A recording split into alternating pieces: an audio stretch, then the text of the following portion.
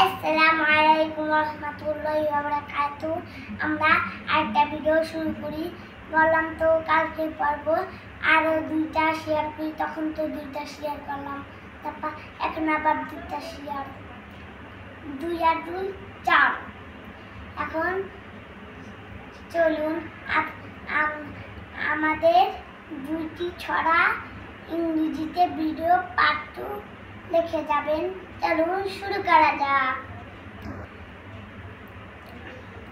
ছড়াটির নাম ঘুম থেকে উঠবো।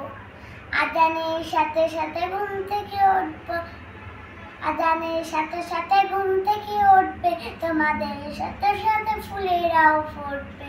আর একটা ছড়াটির নাম মা।